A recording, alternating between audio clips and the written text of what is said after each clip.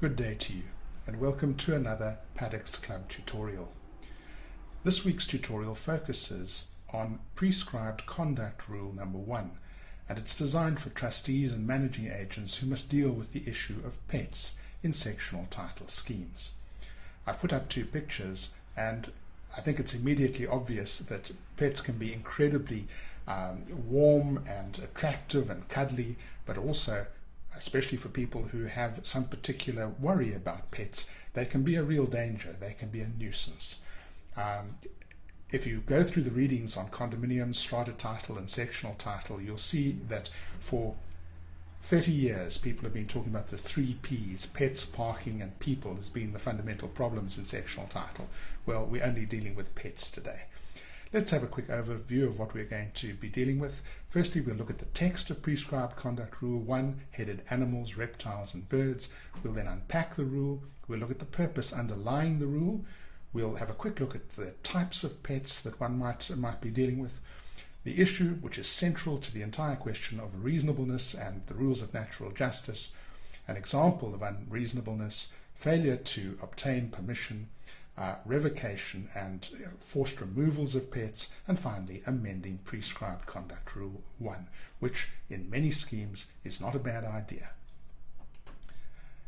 Let's have a look at the text of the rule. An owner or occupier of a section shall not, without the consent in writing of the trustees, which approval may not unreasonably be withheld, keep any animal, reptile or bird in a section or on the common property.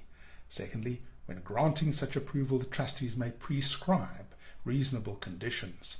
And 3, the trustees may withdraw such approval in the event of any breach of the conditions referred to above. Okay, that's in legal language, so let's just turn it very quickly into plainer language. 1 means that an owner or occupier of a section is not entitled to keep an animal, reptile or bird in a section or on any part of the common property unless he or she has first obtained the written consent of the trustees. And, on the other hand, the trustees may not unreasonably withhold that permission. The second bit says that when granting the approval to an owner or occupier to keep an animal, reptile or bird, the trustees can impose any reasonable condition. And thirdly, the condition is breached. When the condition is breached, the trustees can withdraw their approval. They don't need to say that. If Prescribed Conduct Rule 1 applies to a scheme, you don't have to say it specifically, although very sensible to do so. It is an automatic provision. Owners should know, they should be reminded also, that any consent given can be withdrawn. Now, what is the purpose of the rule? Well, the courts have looked at it, and they've confirmed that this restriction on the keeping of animals, reptiles, pets, birds, whatever, is designed to avoid and, if necessary, to deal with nuisance of disturbances to other inhabitants of the building. So the issue of nuisance is central to the inquiry that the trustees are obliged to go through whenever somebody asks for permission to have a pet.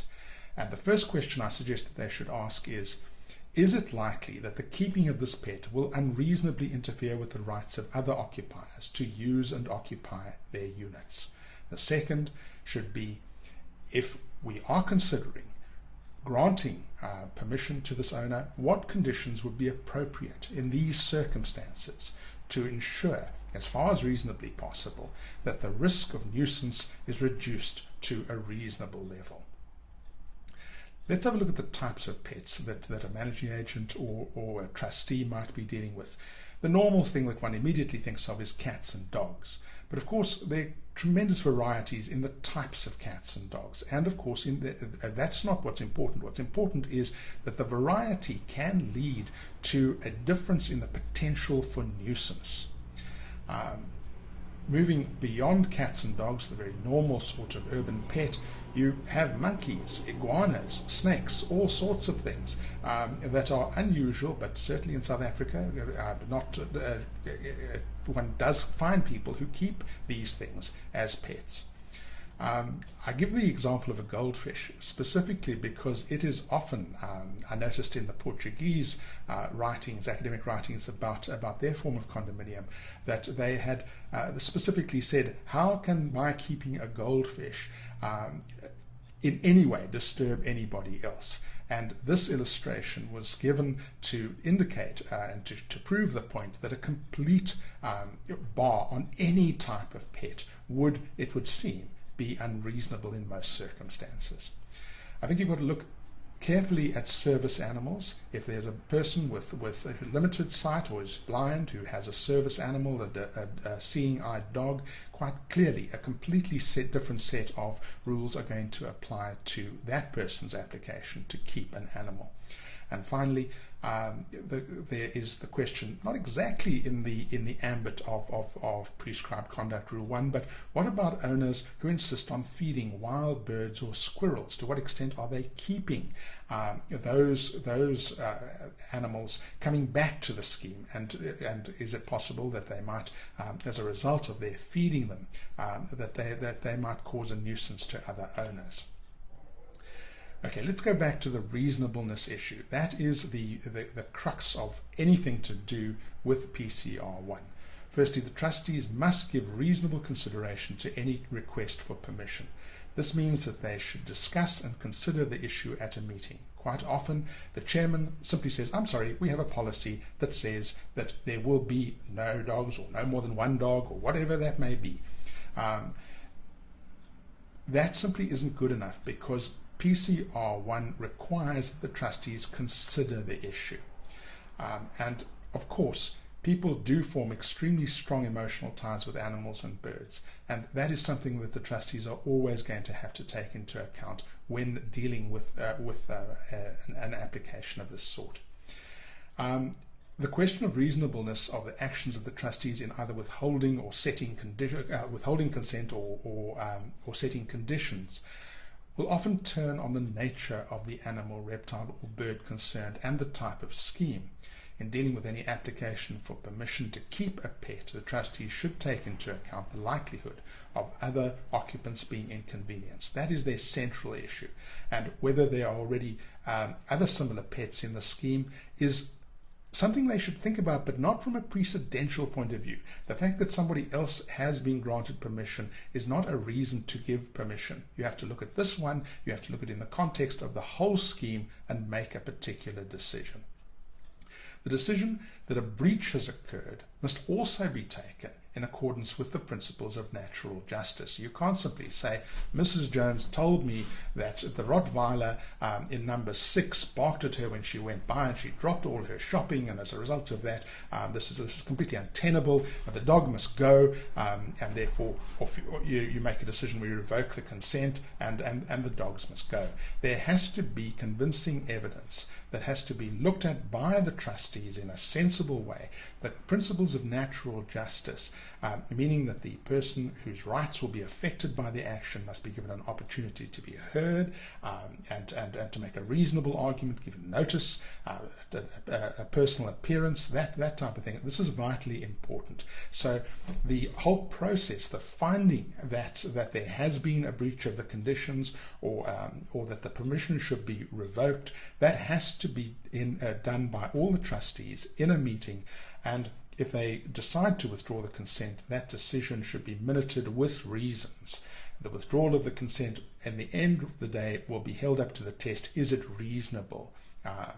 And then again, in the implementation of the withdrawal of the permission, are you giving the person 2 minutes to get rid of the dog, or are you giving them a week to find another home? It has to be a reasonable opportunity to remove the pet. The requirements around the actual consent, when the trustees decide it is appropriate to give consent, we suggest that the minutes of the meeting should disclose the decision, set out the reasons for approving or refusing the permission, and set out the full text of any conditions imposed.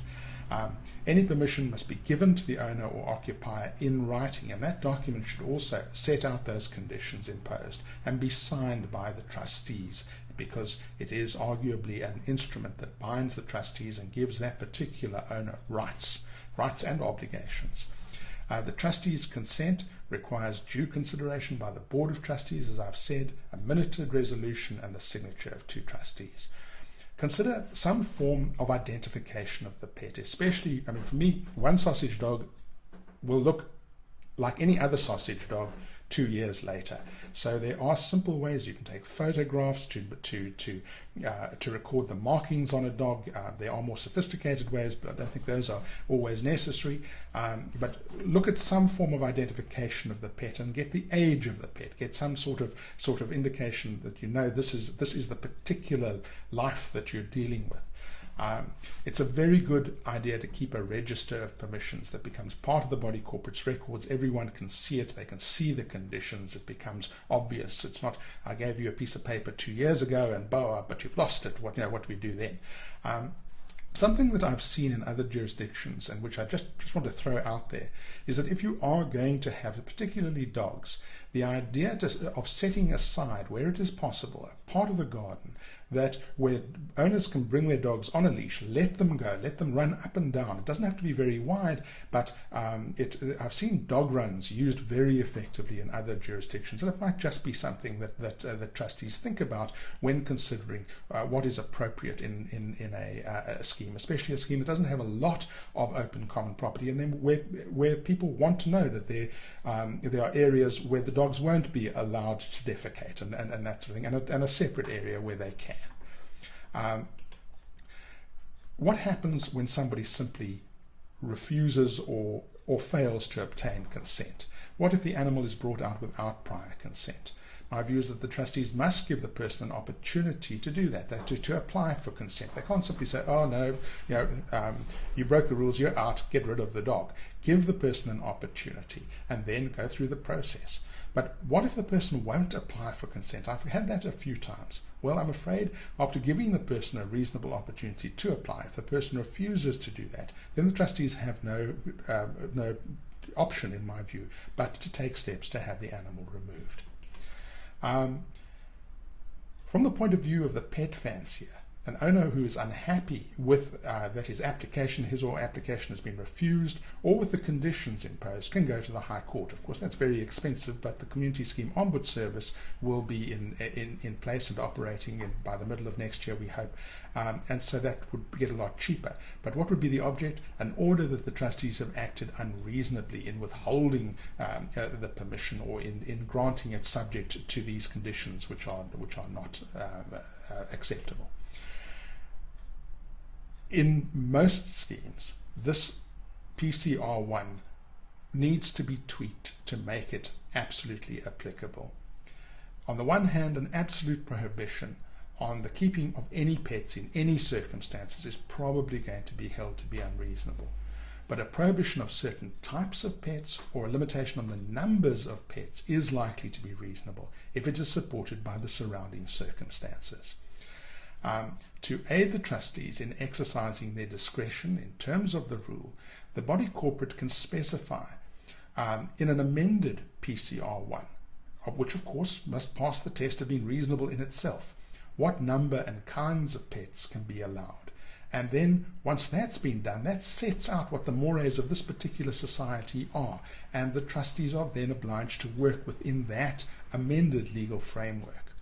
An amended rule can also, to deal with existing circumstances, provide that pets that are already in the scheme may be kept, but when they die, they may not be replaced. That sort of grandfathering provision is very often introduced into a rule which says no more pets in this scheme. So effectively it says no more pets, but those that are here can stay until they pass away naturally.